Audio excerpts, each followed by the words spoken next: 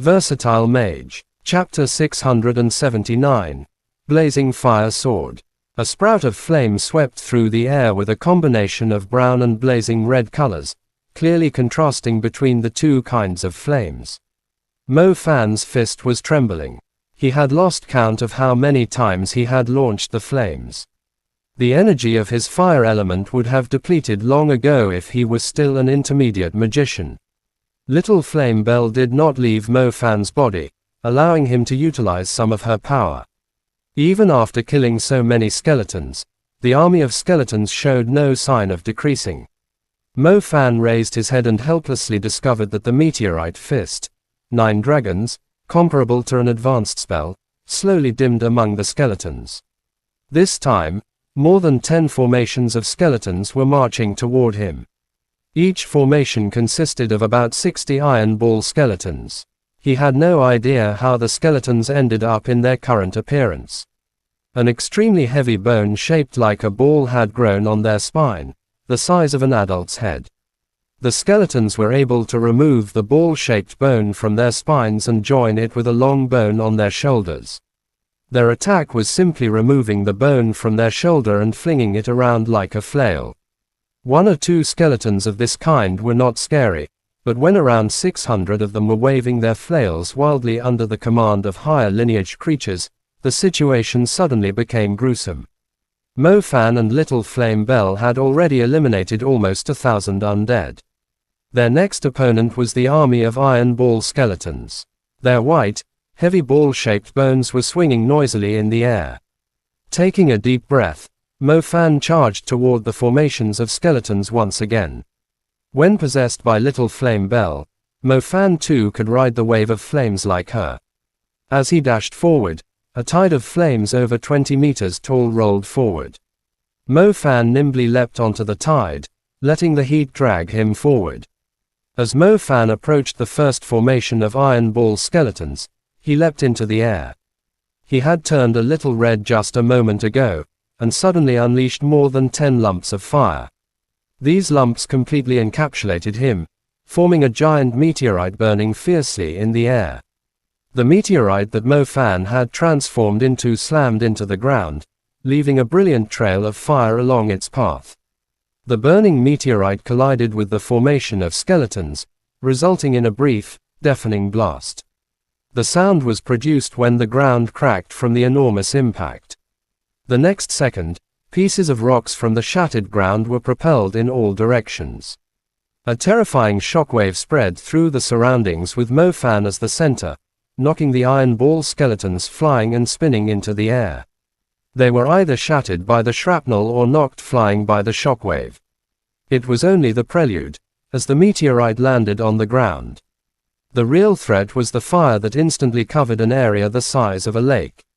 With the aid of the shockwave, the flames expanded over 100 meters outward in concentric rings. The rows of servant-class skeletons shattered simultaneously as soon as the flames touched them. Mo Fan had rarely fought together with Little Flame Bell. He knew that it would result in adverse side effects to the growth of Little Flame Bell, since she was still in the youth phase.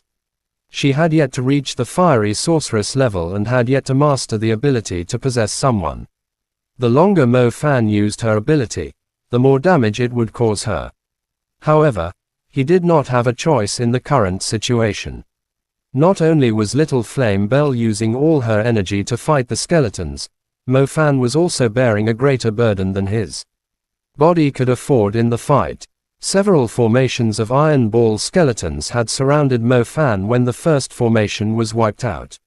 They lifted their bone flails and slammed the ground frantically. White bones went flying everywhere. Mo Fan weaved through the flying bones but still suffered powerful impacts from the heavy ball-shaped bones. The black snake armor managed to block most of the damage, but the pain still lingered.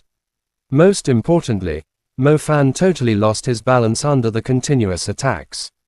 Shadow Clone. Mo Fan was tired of being knocked around by the heavy blows. He quickly hid in a shadow which split into a fake decoy moving away rapidly. The skeletons still had some intelligence. When they saw something moving after losing their target, They immediately chased after the shadow and continued to hurl their ball-shaped bones at it. Mo Fan remained stationary in his position.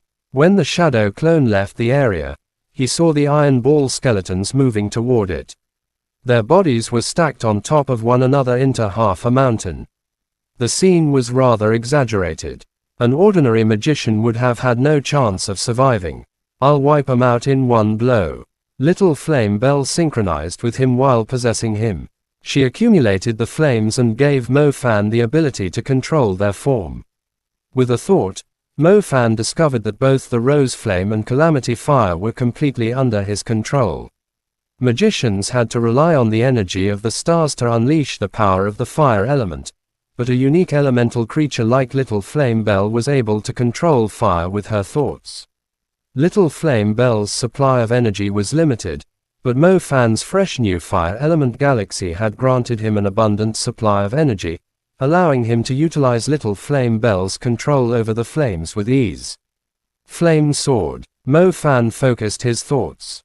Even though he was still getting used to it, the energy of the fire element gathered in front of him rapidly.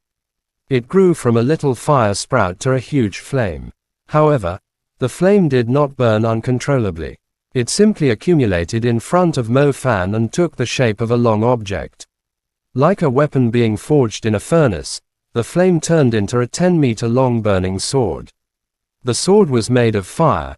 It had the same blood-red color as the rose flame, making it quite bright. It also had fiery lines along it that were brown-red in color, carved onto the sword with the Calamity Fire, which modified the rose flame into the shape of a sword. Time to kill 'em all, Mo Fan yelled. The 10-meter-long fiery sword shot forward, heading straight for the iron ball skeletons that were chasing after the shadow. The power of the sword was overwhelming. Its presence was pure destruction to the skeletons. When the fiery sword slashed at the mountain stacked by the skeletons, a huge flame immediately devoured them, following a strong flare of light. Raging flames spread wildly throughout the area. In the middle of the fire, a long ravine created from the slash was visible. Inside the ravine was scorched ground, with skeletons that lost their undead crystals stacked high. The clustered iron ball skeletons were caught in trouble too. They were caught on fire, one of which was inextinguishable, burning them to death in just a few minutes. Chapter end. Please guys like, comment, share, and subscribe.